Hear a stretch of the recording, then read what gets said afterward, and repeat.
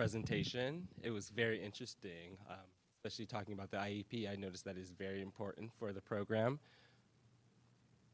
I have a few questions and concerns.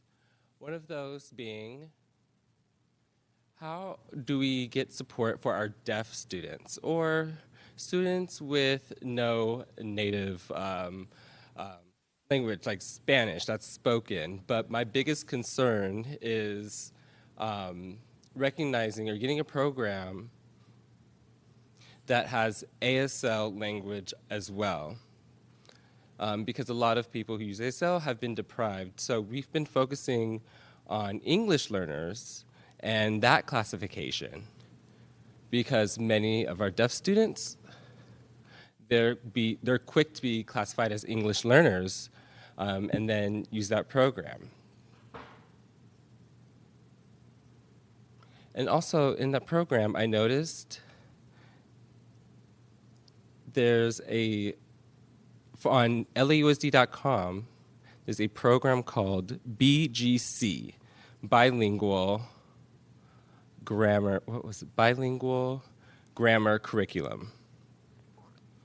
And it's a program or curriculum that the district approved, and it provides explanation and expansions for the district to be able to use and to be included in the IEP as well. So ASL should be included in the IEP or for IEPs. And trilingual as well should be included. So how would you be able to support the deaf community? Because they should not be excluded, and that is what one of my concerns are. Yeah, thank you, Mr. Bowman. So I would say that there's a few things. One is that students who are deaf or hard of hearing can opt out of some domains. That's my understanding of the LPAC. I don't know in depth about that, whether it's 1 or 2 domains, and I don't know if our med colleagues happen to know off the top of their head. Do you know? So that's one possibility, is that students who are deaf or hard of hearing can reclassify through the regular reclassification process, with perhaps listening being a domain that wouldn't be assessed, obviously. Another piece would be that they could reclassify by being compared to other deaf students. So if other deaf students are having similar results, then we could understandably, as an IEP team, say that the student would be eligible for reclassification. With respect to the bilingual grammar curriculum, it's interesting, I just got an email about that today. So I've reached out to our colleagues in med, because I wanted to know if it was through the world language lens, if that was one of the pieces under there, and I'm wanting to learn more about it to answer the question I received by email today. But I'll ask Angela to come forward. Good evening, everybody. Angela Sandoval, Multilingual Multicultural Education Department. Just a few things with regards to ASL, students who've received formal ASL instruction. When those students enroll in a California public school for the first time, their language classification defaults to English only. So students who enter our district for the first time and a parent has reported that their language, or that the language that they communicate is ASL, very clear that we make that, we understand that clearly, or that we have that clear in mind, right? Because there is a difference between, as we're learning, ASL and students who use sign language to communicate in a language spoken at home or their native country, right? So sorry, I'm nervous. This was last minute. So ASL defaults to English in our school district. When a parent has communicated with us via home language survey that they speak or that they communicate in sign language, we have to ask a few more questions. Has the student received instruction or formalized instruction in ASL, because that's different, right? If not, then we ask more questions in terms of what language is being used in the home to communicate. We've had a few cases where it's señas, which is in Latin American countries. And recently we had sign language that was Nigerian-based. Okay, so we have to explore that. The state of California says we still have to determine if there is a need for language support because these students are potentially bilingual, and we have to ensure that we provide instruction in ASL, in English, right, to support the student academically. Yes. Thank you, Angela. And then I have a question to follow up.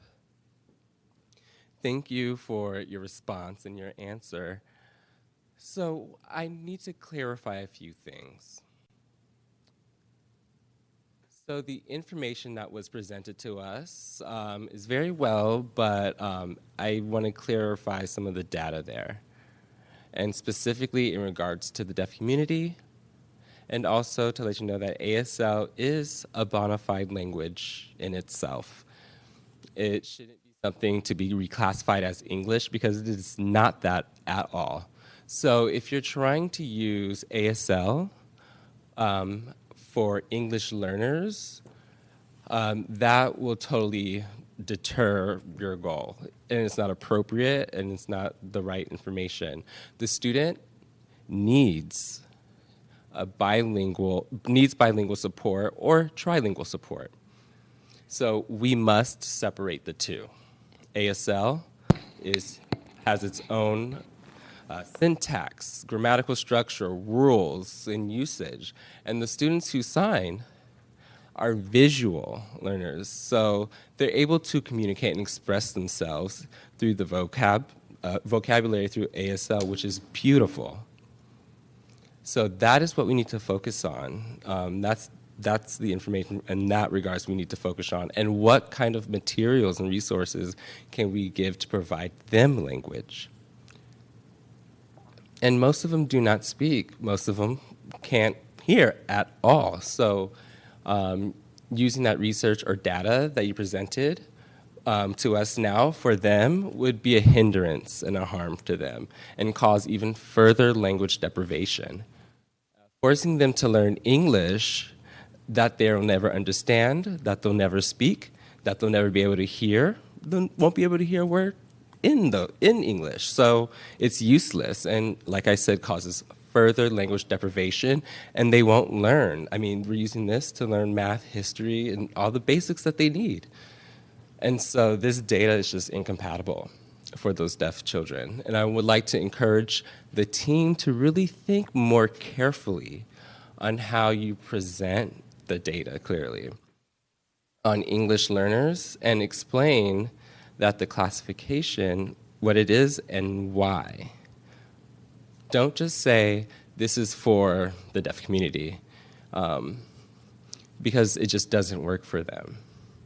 Now, ASL needs to have its own specialist, a person who can really identify and name and who signs and knows the culture and is able to teach them English. So one of my biggest concerns is that the deaf community is not involved in these processes. And Marlton School is the only deaf day school in California where they have deaf children. And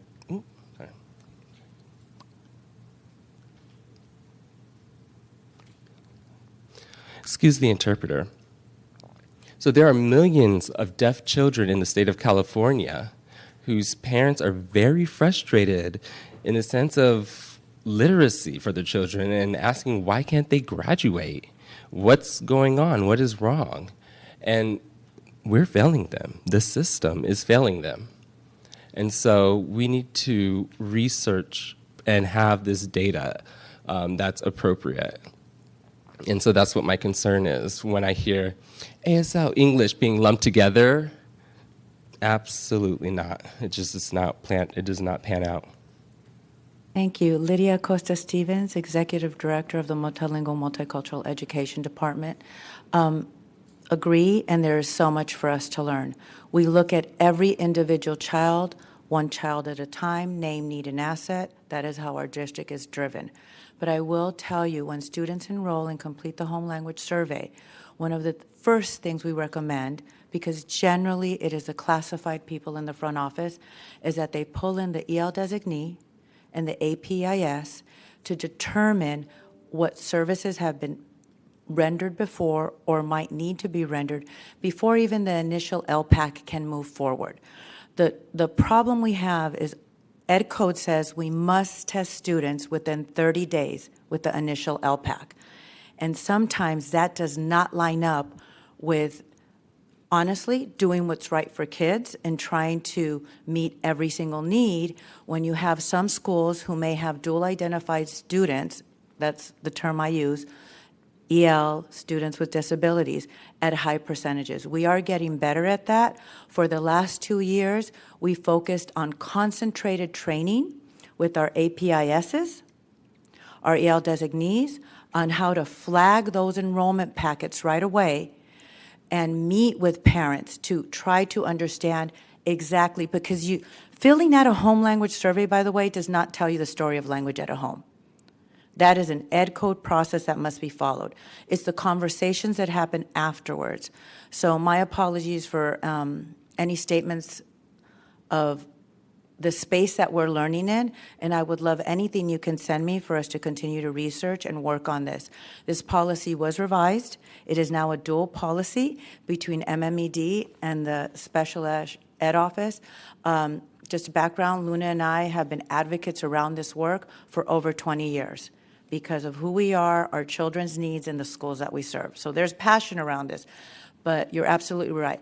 I don't know this work the way I wish I did, but I appreciate any information, anything you want to send me to read and look at. I will tell you that the success of this work has resulted in about our long-term English learners, approximately 50% of them used to be dual-identified students with disabilities. Now, of long-term English learners, 30% are students with disabilities. We are getting better at catching it sooner and not letting students live in a space where they don't get the services. So I'm sorry we're not there yet, but doesn't mean we won't get there. And I have other data that I can provide as needed. So my apologies if I said or we interpreted anything. And to Angela, we like to give everybody an opportunity to lead. And it was her first time and she's very nervous and I'm very sorry, but we like to give people opportunities to lead. So I appreciate your grace.